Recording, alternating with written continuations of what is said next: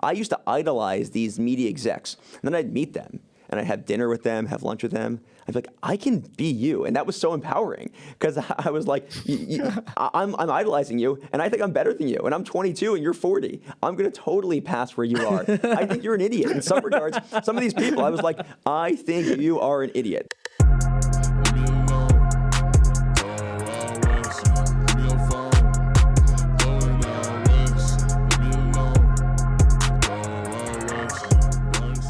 Welcome back to another episode of Our Future Podcast. I'm your host, Simran Sandhu. I'm joined by my co-founder and co-host, Michael Sakan.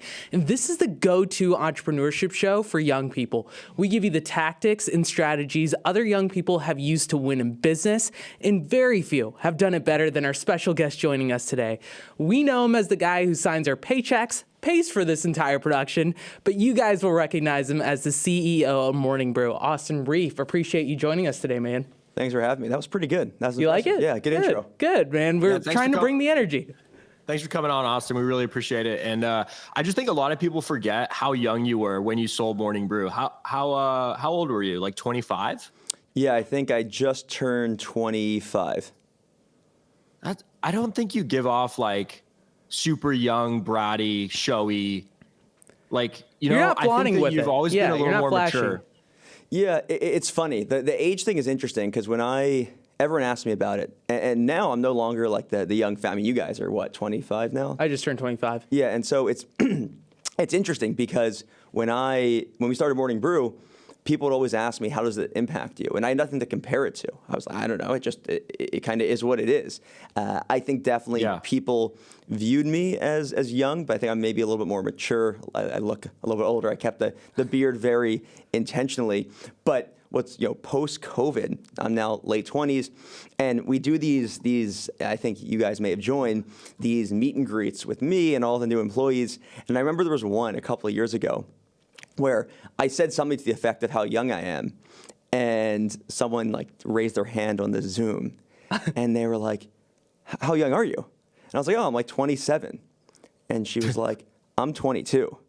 And I was like, oh my God, I'm no longer that young. Like, it's crazy how like now I'm now the older person at Morning Brew, and there are so many people who are 22, 23, 24. So it's great to have some younger folk around here. Dude, totally. What was the dynamic like? This is something, me and Mike talk about all the time, which is at some point, when you're building a company, you're going to have people around you who are way more experienced, way more tenure. So what is that like when you're the young guy coming in and, maybe there's a little bit of ego in play, but you have to, show your authority as the CEO. You're the one calling the shots. What's that like working with older employees? Yeah, so I think first, I think it's been a huge benefit that Alex and I were young, had no media experience. I mean, this industry is not very good, right? Yeah. It's a tough industry.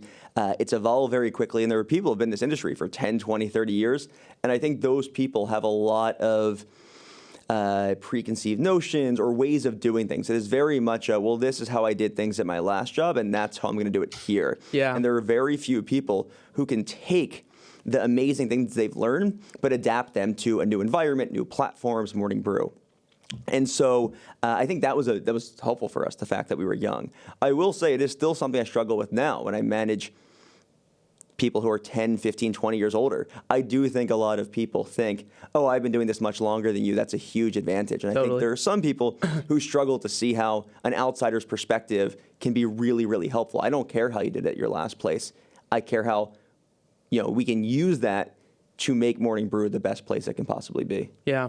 Well, let me ask you this. I think, people have a good understanding of the founding story of Morning Brew. I mean, lots of podcasts talking about how you guys were the first people in the newsletter space, built a big company. So let's get a little bit tactical, right? So it's 2024. Let's say you just graduated from Michigan. You can't start a newsletter. You can't do an agency. You can't go the TikTok vibe. I guess Michael and Simi got that covered for now. Yeah. What are you doing? I don't know how to do anything else. What are you doing? How are you getting your first win? Well, so if you ask Michael, I guess he's living on the streets because he's all TikTok. What would I do? So I guess it depends what you define as an agency. But I do think if your goal is make $100,000, make $500,000, I think there is a huge opportunity in just providing services for the professional service industry. Doctors, lawyers, accountants, plumbers, in fairly wealthy but smaller towns, not New York, not Chicago, not DC. My mom's a dentist, so I've seen firsthand how the people servicing these companies, the social media agencies, for example, or even the software they use, it's not good. It's built it's built 25, 30 years ago. And the social media tactics that these dentists and accountants and these agencies, they charge a fortune. And it's because people who are later in their career feel as if they are being outcompeted by people who just graduated college and are coming into the industry. So new lawyers, new accountants. I mean, look at real estate. Like, who's the biggest real estate agent? Or one of, it's Ryan Serhant. Why? Maybe he's a great real estate agent, but he's amazing at building content and building media. And so I think talking to accountants, talking to lawyers, talking to plumbers, and just asking them, what's your problem, right? Is it the software you use? And go build software. Now with AI, you can build software very, very easily. Or, do you need help building out your audience on social media? Let me help you do that. There's so much money in helping people later in their career do their job better and compete with this next generation of people coming into these professional services. So that's what I'd start with, and over time, you'd figure it out. Yeah, I feel like I'm just starting to see the value in servicing those businesses. Like right now I'm dealing with at my mom's house, like a propane leak. So we have to deal with like this furnace guy and the plumbing guy. And then a few months back we had termites, and this guy comes to my house, he just like looks like a very average Joe. And I get to talking to him and he's like, I'm like, where do you live? He's like, oh, here and blah, blah, blah. And I'm like, wait a minute. Like, you have the biggest house in our entire neighborhood. And then he shows me his car collection. And I just keep like going deeper. And he's like, yeah, I make 1.3 million free and clear. I just have an assistant. She's the only person on payroll. I swear to God, at that moment, I was like, maybe I could just apprentice in termites, like I can see myself doing that. I can get under, like, I don't care about getting dirty. Like Simi knows that. I can fix a few things. But yeah, there's a ton of money in it. And a lot of these people, they don't want to continue running their businesses. They don't have the ability to exit. So there's a huge arbitrage just waiting to happen there for young people. We'll see if like our generation can roll up their sleeves and be gritty enough to do some of those jobs. But I think it's a big test, a big question mark. Yeah, I think it's a great point. And so I was even just talking about helping those people do their jobs better. But I think you bring up a great point. Maybe not your first job, but there's a lot of people out there trying to, Cody Sanchez talks a lot about it. If you know the Enduring Ventures guys, I think a lot Sieva. A lot of their thesis is around buying some of these businesses that are being passed down from boomers to our generation. And you know the stats, I'm sure, the succession rate of these businesses, or the success rate when they're passed down. I think it's something like, and someone I'm sure will tell me I'm wrong, but 60% of businesses fail when they're passed from one generation to the next. And then I think it's like a 20% success rate when it's passed down another generation. So there's a huge opportunity. And Michael, to your point, like who's buying a termite I don't know what you call that, like a termite business in wherever you live. And so you can buy these things for 1, 2, 3 times EBITDA, roll them up. The challenge, though, is finding the people who are willing to work really hard to go clean up termites. That sounds horrible. There's a ton of exit opportunities to private equity in these kind of plays, right? Like they're focusing on blue collar businesses, roll ups. My brother is doing some interesting stuff in the mobile home park space. And so, it's something I keep my eye towards, but it does make me wonder, like generally, I think what we're getting at is the riches are in the niches, right? You can't go build a broad business anymore. And so maybe this ties back to the newsletter aspect where you guys built a broad media brand across business. But now, if you look at a lot of the people trying to build newsletters, they're going to B2B verticals. They're going in specific niches. And that's where it sounds like the opportunity is. Totally. I think that is absolutely where the opportunity is. That's, if you think about the promise of the internet, like what the internet is so great at, let's talk about media. So you had newspapers, right? Yeah. And 50, 70 years ago, there were like 3 newspapers, right? Not very many publications that were at least sent across the country. And so a newspaper has a lot of fixed costs. And so they need to sell a certain number of publications. And so they had to appeal to the masses. Well, the internet's the opposite. Think about how many subreddits there are. Think about how many online communities there are. And so why would I join a a general business subreddit when I could join the subreddit for people of my demographic or the things I care about. And so I think over time, just in general, doesn't work as well on the internet. You really need to hone it, whether it's D2C, right? Why would I want Casper mattress when I can have a mattress for someone who loves lifting weights and loves productivity? It's every product, every service, they're all going to be catered towards people. That makes businesses smaller, right? Because it's more niche. But I think the riches are in the niches for sure. Yeah. Well, Austin, maybe Mike, Austin. you'll subscribe to a few of these now that you're in the big health kick grind, biohack grind over in the Bay. Yeah, man, 35 pounds shredded and counting. But Austin, I want to ask you about geography, because there was a newsletter recently sold in Canada that was apparently called like the Morning Brew of Canada that was sold for, I think, a few million, if not more. I see accounts all the time pop up where they're doing Our Future, like the business stories, but for France or for the Spanish speaking world, or now most recently, I saw one for the Middle East. They're actually crushing it. So what do you think about, there's people who listen to this podcast from around the world. What do you think about people taking businesses that kind of work in America, particularly on the media side, and applying them to the specific country they live in? Yeah, I think it absolutely can work. The question is, can it work now? So, Morning Brew, you couldn't start Morning Brew today for a variety of reasons, which we can get into. So if you're going to try to start Morning Brew in France or a Spanish Morning Brew, the question is, how are the economics of the business, right? What's the ad market in these countries? What's the cost to acquire customers on Facebook, right? All those things have changed dramatically since Morning Brew started. And so we would never get to 5 million subscribers. It's just too expensive to do that. So could work, depends on the market, right? It's all execution. So possible, but not easy, especially not easy to scale something like Morning Brew did.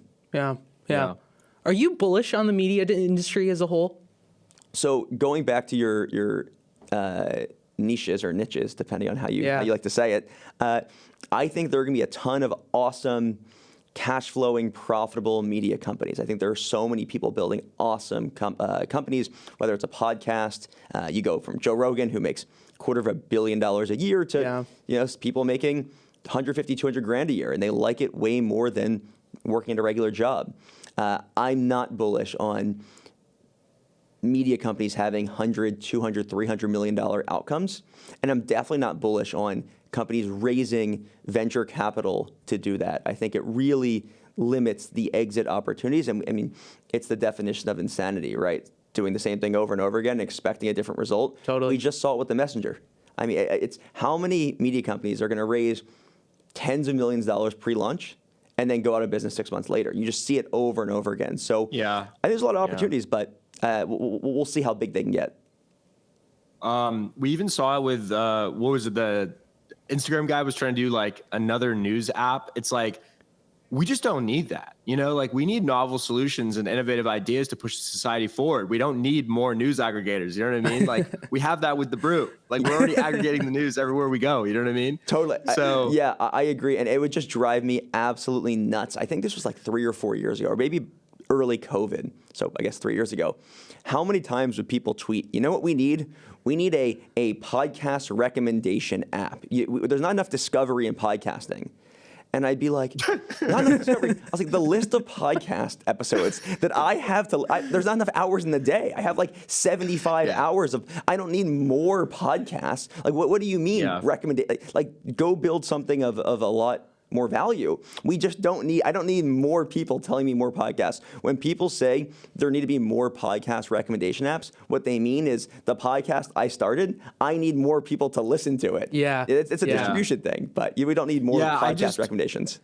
There's a theory among people who've studied these failed podcast recommendation services and platforms, and it's that we as humans can only keep a certain number of voices in our head, which means that we might have a maximum of like 5 to 7 shelf spaces in our mind for a long form creator. And I think that also holds true on YouTube. And it also holds true in the podcasting world, is that when you're in the car and when you're on the train and when you're in the gym and right before bed, you really only are pulling from a few select creators who have made it into your orbit. And that's just natural evolution. That just feels like the right way for it to work. And I think there is no way to make podcasts like hyper discoverable. And, I think what me and Simi have learned in like growing, our future podcast and working on this is it just takes a lot of time. And you can have a really flashy social presence like we do, on the way to 30K, on our Instagram for the podcast itself. But in terms of like the long form affinity, it just takes a really long time. I think that's a great point. I think that is why so much of media is just doing it for a long time. If you think about the number of people who have blown up quickly, not on a feed-based, forget Instagram, forget TikTok, but on long form, even YouTube, right? And have sustained it, there aren't many people who blow up. Alex Cooper blew up, right? But Joe Rogan, I think, his numbers aren't public, but it probably took him 500 episodes, 1,000 episodes for anyone to really know who he is. And I think, Michael, I've never heard it expressed that way, but I think that's a great point, which is if you want to have 100,000 listeners, you might have to have 1 million people listen to your podcast and have a 10% success rate of those people getting into that, putting you in that 5 to 7 person bucket. I love that.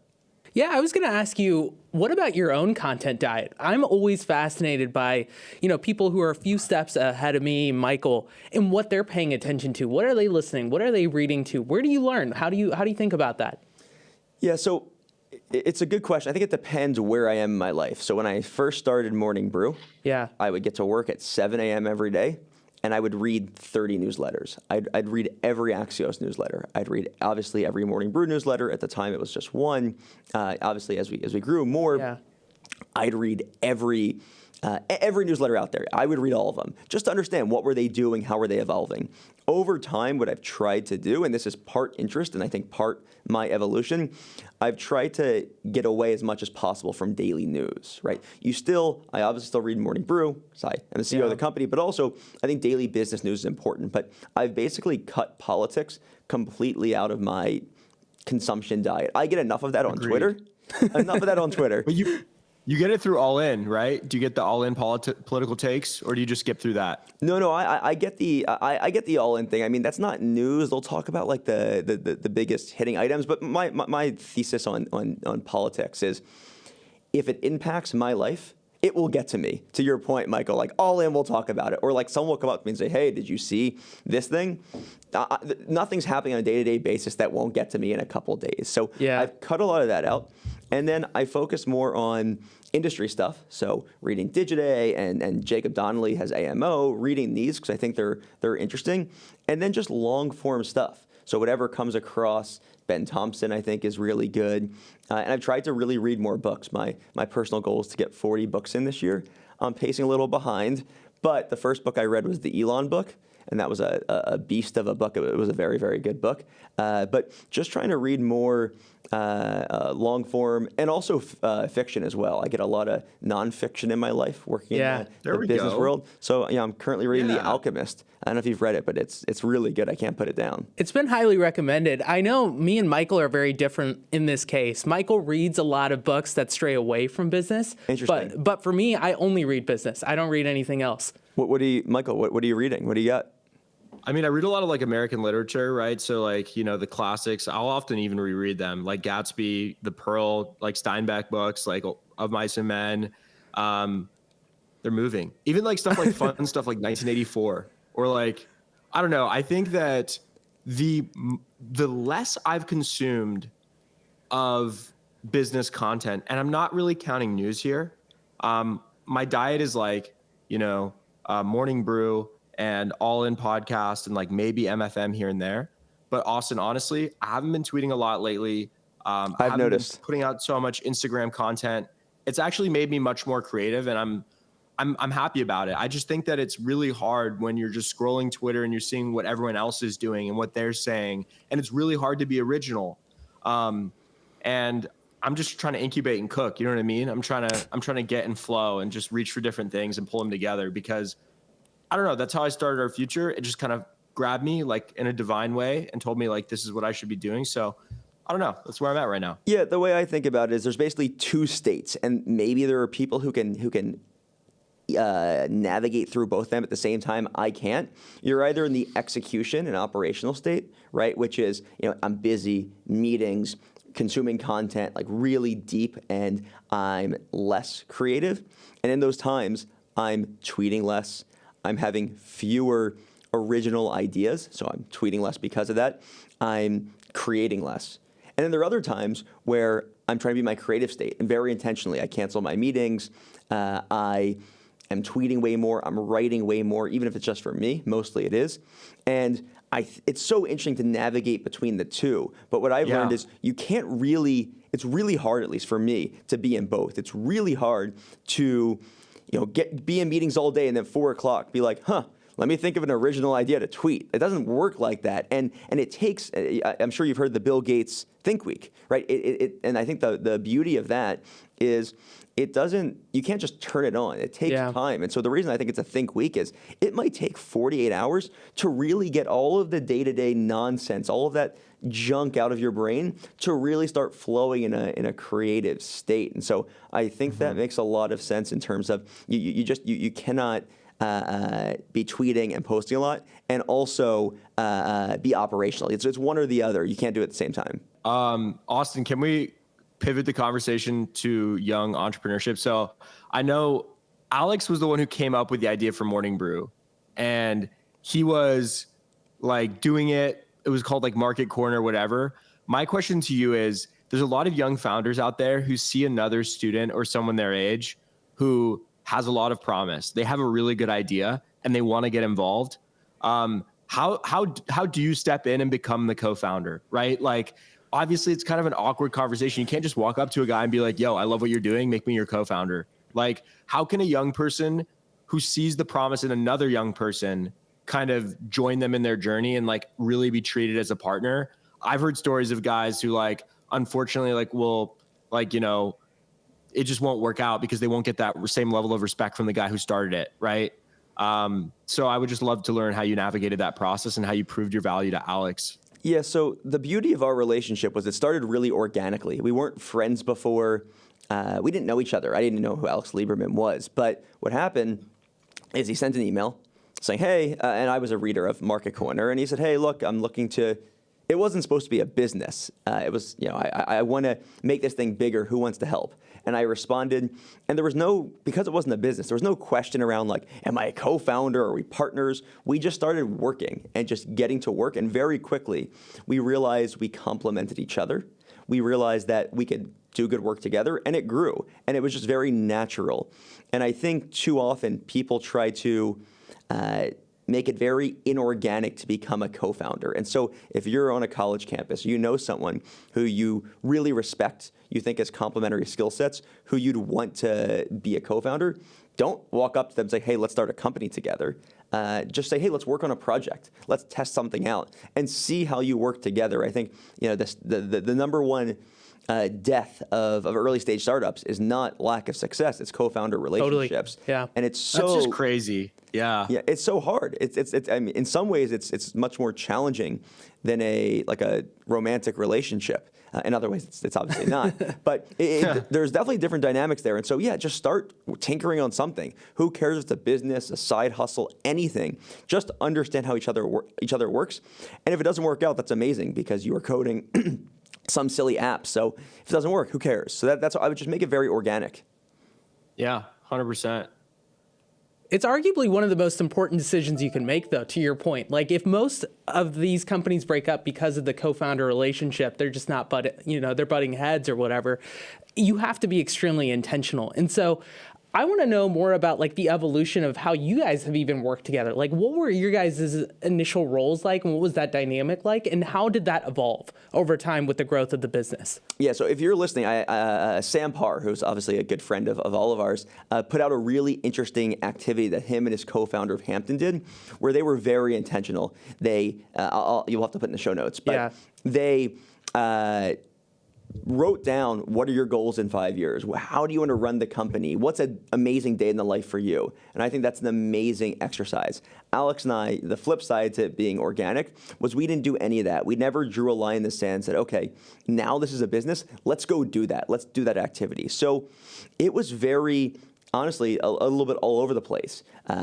Day one, we were doing the same things. Then at some point, we're like, okay, we can't do the same thing every day. We have to divide and conquer. What are you good at? What am I good at? I said, I'm good at data. I'm good at being analytical. Let me learn growth marketing. And Alex is like, oh, I'm creative. Let me do sales. Let me do content. And it was like a bob and weave based off of what we needed. And then sales got to be too much. We need a bigger sales team. And so Alex was like, great, I'm going to hire a head of sales, and I'll help them and go on sales calls.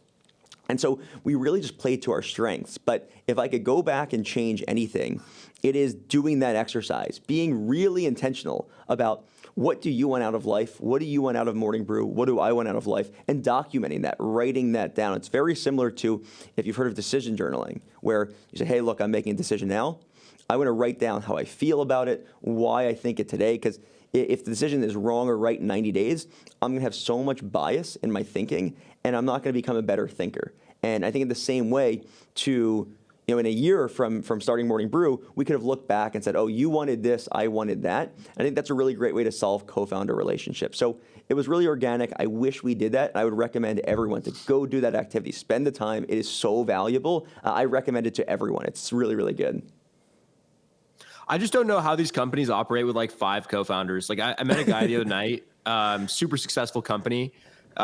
He's built like one of the biggest software companies in payments for cannabis, and it's unbelievable. But he's like, yeah, I had 5 co-founders. One of them left, so I have 4. And I don't know. I couldn't imagine like that many cooks in the kitchen. You know what I mean? Like, Totally. Can you really have that diverse of skill sets to work in harmony with 4 co-founders? So let me give you the flip side, right? The flip side to that is there can be 4, 5, 6 co-founders, but there has to be one decision maker. It has to be very clear who the CEO is. If that's not clear, and when I meet companies to invest, it's so obvious when I speak to 2 people and the way they're talking, they both think they're the decision maker. That never works, right? Co-CEOs, I don't believe in it at all. I know I think it's pretty stupid. Yeah. There has to be mutual respect, but one decision maker. If you get there, then Michael, I think actually a lot of co-founders is interesting because in the early days of a business, it is so hard. It is so painful.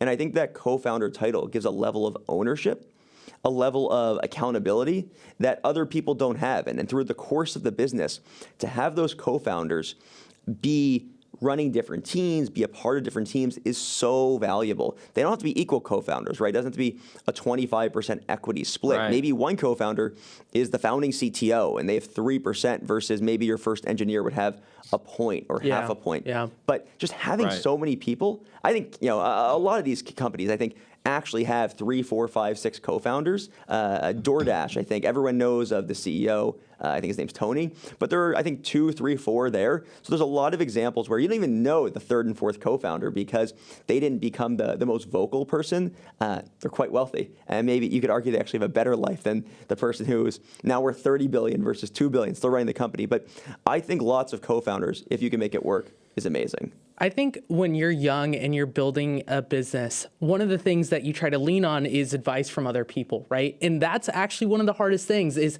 who do you listen to and what do you listen and take and actually incorporate? How do you think about that and how would you advise other young people to sort of, incorporate that within their own business?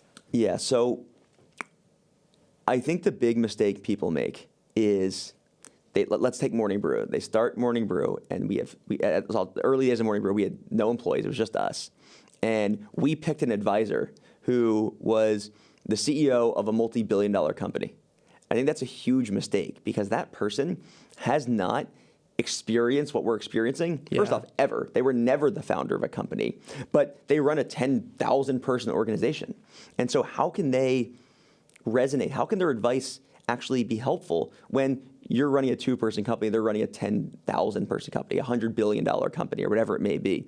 And so my recommendation is to find 3 people who you can triangulate the advice they give. One is a peer, right? So another founder in a similar stage that you can say, hey, I'm having these problems. Are you having these problems too? It's more of a peer where you can be problem solving together. You're at the same stage. The second is someone a stage or two ahead of you. So if you are a seed stage founder, find someone who's a Series A or Series B. They can help you see around the wall. They can help you see the mistakes you're about to make. And the third is go find that person who is the CEO or the founder of a huge company, and they can help you on maybe more strategic, higher level things. And then you can triangulate the feedback and the advice you get of all three of those people. But I think only having one of those people can actually be more harm than good, or can do more harm than good, because you're getting feedback from someone who either hasn't seen it or hasn't seen what's further down the road or hasn't seen it in 15 years. And so I think one mentor, one founder can be really dangerous. I love that. Interesting. Me and Simi, when we were building our future, we were getting pulled in so many directions because we talked to people who would give us advice based on what would benefit them the most, right? So if we were thinking about raising money, right, and we were on the fence about it, the person who was in a position to write an angel check or bring in more investors through an SPV or through their connections was much more likely to say, you guys are going to be the next Zuckerbergs, like, fuck it, all this small boy shit you have to go raise. And it was just like you get stretched in so many directions, especially as like a young founder with something somewhat promising. I feel like you really kind of get hawked on by other people. And we never had like more, I feel like, than one or two advisors. So I don't know. I think that's good in that maybe just cherry pick like a team of Avengers where it's like someone who's close to your age, someone who's like like someone like you. Well, I mean, you'd probably qualify as both the older person and the middle ground person, but like someone 5 years older and then someone like 15, 30 years older who's seen it all, Totally. as like your team. And on top of that, also having functional advisors, right? So having generalists can only help you with so much. If they're a CEO, they can only help you so much. But if you're building a media company and you've never done that before, you're going to need to build a sales team. If you've never built a sales team, having a CRO advisor could be really helpful who's done it before. And I think whether I was cocky or just didn't have the time, I was very anti-advisor, anti-networking. I was like, why would I spend these 45 minutes with this person versus putting those 45 minutes into making Morning Brew better? I never really understood that in the beginning.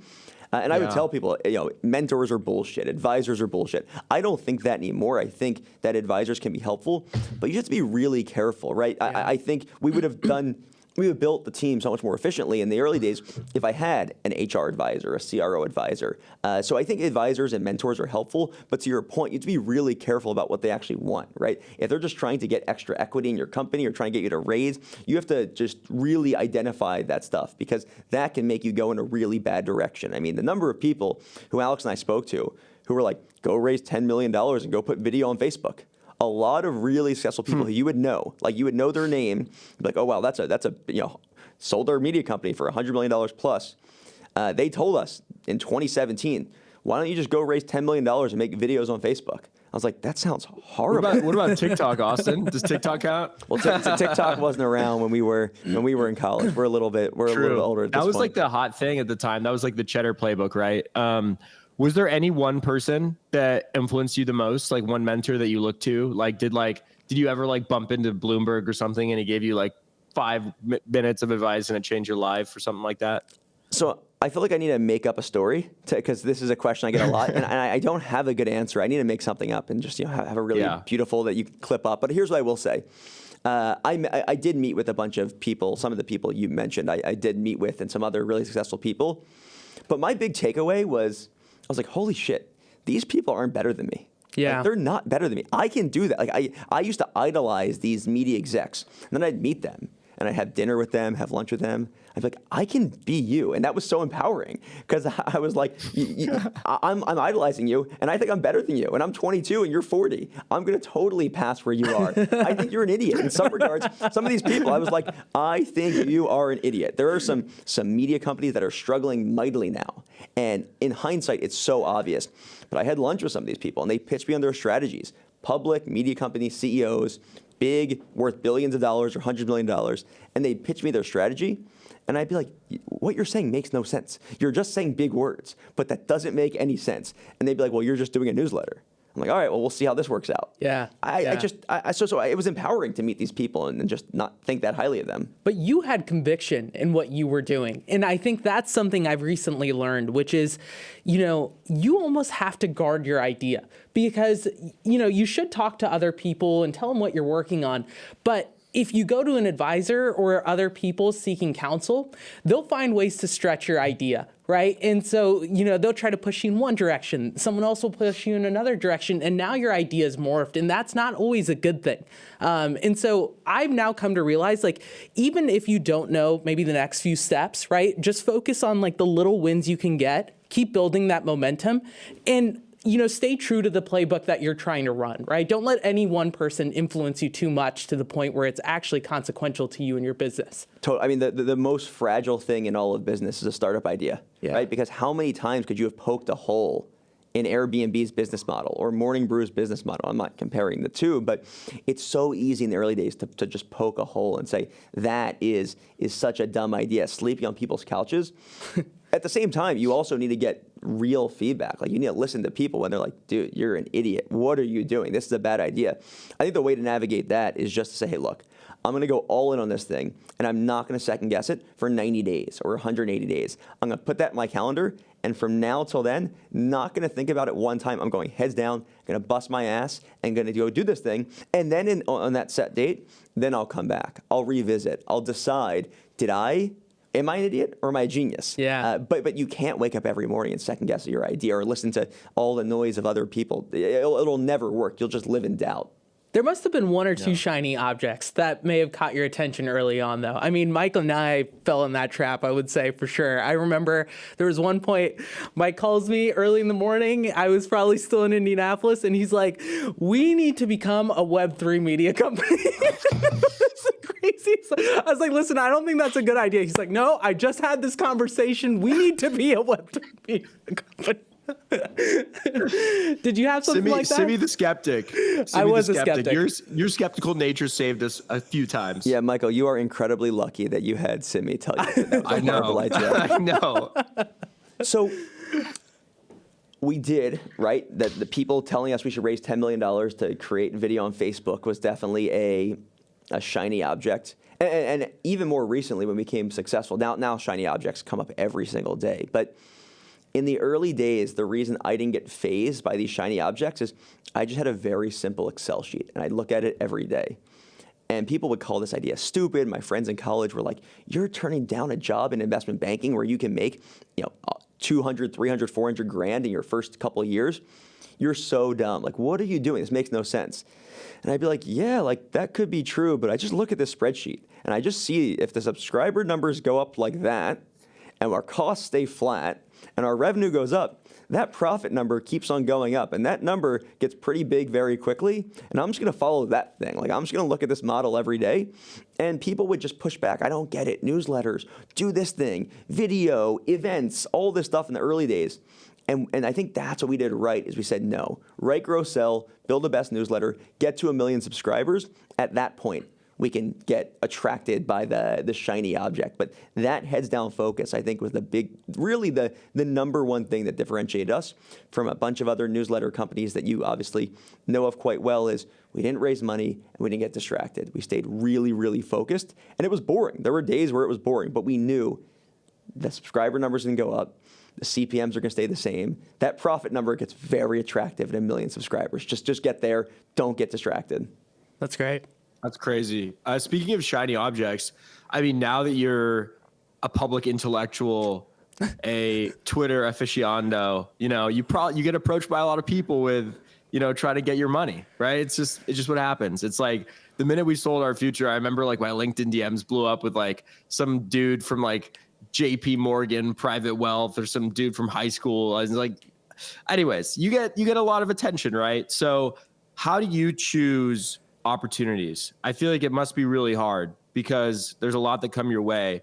And particularly when you're someone like yourself, who's kind of like an influencer, a lot of people want to do joint ventures and stuff.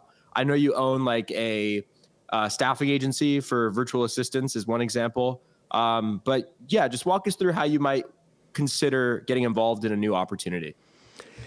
Yeah, look, my demeanor, just like we were super focused in Morning Brew, I just love being focused on a few things and doing them incredibly well. There are other people, I don't know, like Andrew Wilkinson, who is capable of overseeing 300 companies, and he is so good at delegating. That's just not me. I like having more skin in the game and fewer things. And so that's where I focus my time. So Morning Brew, obviously the number one thing I do. Number two, Oceans. Because you said it, I will plug it. We help US-based companies hire talent from Sri Lanka. The big differentiator is Sri Lanka is this amazing country. It's a country where people go to college internationally, so they send people to these international schools where they become very familiar with and used to working with English-speaking people who go in the business world. They go back to Sri Lanka, and there are multinational corporations there. There's JP Morgan, there's, I think, Deloitte, and these people, the cost of living is so much less than America that you're able to go and hire these people for, a half the price that you'd hire someone in the US. But because these people went to US-based schools or international schools, they're so integrated into the American workforce that they're so good at their jobs. It's amazing. So that's the second thing I do. I'm a co-owner there. I also run a fund, right? That's the third thing. Beyond that, I do like nothing else. I try to really stay focused and put more eggs in those baskets. I mean, it's the Warren Buffett philosophy. Diversification's for losers. Concentration is important. I'm heavily concentrated in Morning Brew, my fund, and Oceans, and that's really it. How do you think about competition? Because all three of those things that you mentioned have become very, very competitive, right? The good thing about Morning Brew is you guys are the biggest player, right? So effectively, no one can just hop into the newsletter game and try to beat you guys out. It's very, very hard to do with some of the things that you discussed. But like even with the VA staffing agency, right? Now it feels like there's 4 or 5 big players in the space. They're all kind of encroaching on everyone's territory. Funds we know are very, very competitive. You're competing for great deal flow against some of the big names. How do you think about that? So each one is different, but I think the factors you have to think about is one, entry price, right? So my entry price at Morning Brew was pretty good. It was 0, right? So I spent nothing for those shares, and I think the company is going to do quite well or has done quite well, and so that return is pretty good. But when buying into a company like Oceans or buying into a VC fund or buying into companies through my VC fund, getting into these companies, you're right, staffing is competitive. But I believe I bought into the company at the right price that will have a really solid outcome for me. So that's the first thing. And 2 is the best, right? I think Morning Brew is the best newsletter business publisher out there. So that's why I'm so excited to run it and to spend time here, because I think there's a power law, right? All the returns go to the very best companies. So that's Morning Brew. Oceans as well. There's a lot of companies out there who are sourcing from other countries, other places, and I think the caliber of talent in Sri Lanka is really, really powerful, and it's a really tough country just to go and start a business in. You really have to have boots on the ground like we do. So, and VC, I think I have differentiated access because of the brand I've built. So I think there's a real reason why I'm involved in all 3 of these. I think they're all going to win. And also, I'm not buying into Oceans. I'm not buying into Morning Brew at a $1 billion valuation. And so entry price and just quality of business get me really excited. Yeah. Have you learned a lot about venture investing, like owning a fund? Like say, in the future, me and Simi, start our next company, what are you looking for in the idea? Do you have like a framework now that you pull off the top of your head? Is it like, market, team, whatever? Or is there something like a little bit more abstract or like a template that you use? Yeah, I mean, if you guys are raising money for a company, I'm already out, so you don't have to even come to me. No, I'm just messing. But Busy though. But it's all done for. We have no route. You guys get money from me one time and one time only. No. So it depends what stage you're investing in. We're investing early stages, and to me, the most important thing is team, right? The founders are really important, or the founder, which goes back to what we were saying before. That's why I don't mind if you have 4 or 5 co-founders, as long as the dynamic's good, because I have more people I can vet, more people I can make sure they're really good at running the company. You have to hire fewer people, it's less risk. So team is by far the most important thing. Then it depends what stage. If you're investing in pre-seed, you're just investing in the founder. The idea might pivot 16 times, but you need to bet on the person. If it's seed, you're betting, at least to me, on the team, but also the market. You have to think that where they're going into is an interesting market. And the third thing I always want to think about is, I think the mistake a lot of people make is they invest in things that have a high likelihood of being a double, as opposed to a less likely opportunity to be a home run. Meaning in venture, you can't hit a bunch of 3, 4, 5X's. The math doesn't work on a fund. So if I invest something at 25 and I think it's going to totally be worth $100 million, that's not that interesting. It's a 4X, and if they raise more money and dilute my shares because they issue stock, okay, I doubled my money. From a venture investor, your money's illiquid. That's not that good. So the outcome potential has to be minimum 10X, hopefully 30, 40, 50, 100X. The biggest outcomes you can never predict, obviously. No one thought Airbnb was going to be a $100 billion company. But looking back, if you could convince people to sleep on each other's couches and build this network, that thing could be big. Now, that's maybe a bad example because it's so out there. But that's why I don't invest out of my fund in media, because media outcomes are great for the founders. They're not great for venture investors. You're not going to 10X your money in media, almost never. Mm-hmm. You talking about betting on the team, which comes down to betting on the jockey, right? The people actually running it. So tell me about the people who cut through the noise. You're getting a shit ton of inbound, and people are saying, hey, Austin, come be involved in our company, or come invest, or whatever that looks like. What are some characteristics, or maybe even examples that you can pull from where it was like, wow, this person is unique, they got my attention, and they're worth betting on? So normally it comes through a warm intro, right? Normally it's much easier to respond to a warm intro. So that's your filter. It's like, if they can't get in touch with someone that I deeply respect, I probably won't even consider this opportunity. So not exclusively, but that is the first filter. If you come in through someone I respect who's invested already, that's a great sign. If not, send me a demo of the product. Show me why you're able to succeed. I really love founder market fit. Yeah. So I really love when, I don't love when founder X goes and he's like, oh, I spent 6 months and I looked into some industry and I found this opportunity to be a $100 billion opportunity. I like it more when someone says, hey, I built an agency in e-commerce, and what I found actually is that the agency business is great, but there's this opportunity this problem we kept on stumbling upon over and over again. And we figured out that we couldn't, through an agency, help our partners, but actually we could build a SaaS company, that this SaaS could help our partners solve this retention problem, solve this upsell problem, because they so intimately know the customer base and the problem. And there's a real reason why that founder is going into that market. And in venture, I think that's really important.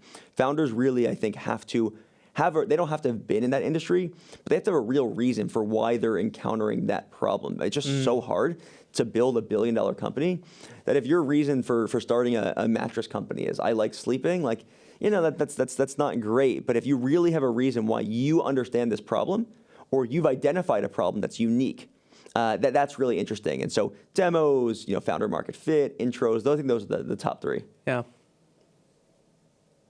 Well, I think we're getting towards the end. I just want to ask you about kind of a macro level motion with OpenAI. So Axel Springer signed a licensing agreement with OpenAI for the chatbot to essentially take Morning Brew's content, take Insider's content, take Springer's content, take our Futures content.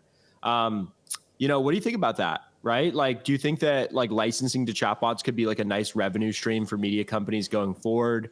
Also, the New York Times doesn't seem to be happy with any numbers, so they're taking them to court. So I would love your kind of take on this entire situation. Yeah, so just to clear one thing up. So Morning Brew was not involved in that deal. That's more of a Axel Springer thing. Okay. But anyway, I think the publishers are quite scared because they bet the farm on Facebook, on Snapchat, on Instagram, on Twitter, and these companies, these social platforms promised the world, and they gave them nothing. They said, hey, we'll fund your shows on Facebook Live, and then Facebook pivoted. Next thing you know, those teams have to be laid off, and it goes to zero. And so I think, and not speaking for Axel Springer, but publishers in general, my guess is some money is better than nothing. And I think this is especially bad for publishers because at least Google, for example, they are driving traffic to your site. right? So they're bringing you traffic. So without Google, you might have most publishers, most of their traffic's on Google. So yes, publishers get really frustrated with Google. They make changes, sure, but at the end of the day, your business probably doesn't exist if not for Google. OpenAI, though, they're driving no value to you, right? If they're taking your content and just in ChatGPT, there's no reason for people to go to your site. And so I think the publishers are going to have to take one of two stances. Either we're a partner and you need to pay us and we need to lock in long-term deals so we can sustain ourselves. That's option one. Or option two, you can't scrape our content. Getting in the middle, hey, we'll do a 1-year deal. That's really risky because that's the same type of environment they were in with Facebook. They were in with Google. These platforms pay publishers for a year or two, then stop paying them. And I think it's either a long-term framework, and I think hopefully legislation gets involved in some way, or it's nothing. But I think you have to be very careful about getting caught in the middle, because that's where ultimately the publisher has no power, and the platform just exerts all their power, and we'll just relive the last 10 years of what we've seen. Yeah. This emergence of tech within media, what catches your eye? Is, Morning Brew potentially coming out with a software offering? Is that something that even sounds interesting to you? I think in the history of media, there have probably been almost zero media companies that have started successful tech products. Not none, but close to zero. And it's because it's so hard. It's just really, really hard to be a media company and pivot. And so I think if it's not in your DNA, if you weren't founded with the idea, hey, we are going to build a data product, a SaaS product, it's really hard to add that on. So for Morning Brew, odds are unlikely, right? Beehive was created by a former Morning Brew employee. We could have started Beehive at Morning Brew, but to invest $3, $4, $5, $6 million off our balance sheet is just unrealistic. It's a different business. So really, really hard for media companies to start SaaS businesses. But I think what does work nicely is when SaaS businesses at times can buy. So like The Hustle, for example. I think that's been really good for HubSpot. I think it works really well. Same with My First Million. So I think partnerships work. I think small M&A works. Media companies building SaaS. Very, very poor track record there. So what's top of mind for you, man? Like, you're young, you've done well from a career standpoint. Like, what's exciting to you? What motivates you? I just love winning. And I think that what I've learned, not just about me, about so many people, is people get caught up in a mission, a vision, all that stuff. I think all that's important. And there are businesses where the vision's amazing. That's really cool. But I think most businesses, the whole mission-driven business economy we were in, 10, 15 years ago, it's like, no, you're not changing the world, you're selling suitcases. Right? You're not changing the world, you're selling a mattress. And that's okay. It's okay to be really excited about employing people, making them better, making yourself better, making everyone money, giving people a better opportunity for a job. Like, that's exciting. But I think this idea that this amazing vision, I haven't found it yet. There are some out there, longevity, space. I think those are really cool. I could get excited. But I just like winning. I like building successful businesses. And I like just working with amazing people around me, and hopefully everyone succeeds and makes money. So just continue to keep on winning. I love that. That's the issue with consumer brands, man. It's like there is no thesis with soap. Like I don't care how you spin it. This is not motivating or fun in any way you look at it. It's just soap, which is okay. Yeah. It's amazing. If you found a better bar of soap, you made a better deodorant, that's awesome. But don't try to say you're changing humankind forever because you're selling soap that's $18 a bar because it's better for you. Like that's fine. Great. Good for you. Native deodorant's awesome. I think that's actually one thing that Moise did well is he didn't try to change the world. He tried to sell more deodorant. Like, that's awesome. Go do that. Mike, you want to wrap us up? Well, thank you everybody for listening to another episode of Our Future Podcast today with the Boss Man. Thank you, Austin, so much for your time. And everybody, make sure to hit that subscribe button on YouTube. Also, make sure to be subscribed on the RSS feed, Spotify, Apple Podcasts, wherever you get that stuff in your ears. But with that, everybody, what we say, Austin, is stay frosty, baby. Stay frosty. Stay frosty. Stay frosty. Peace.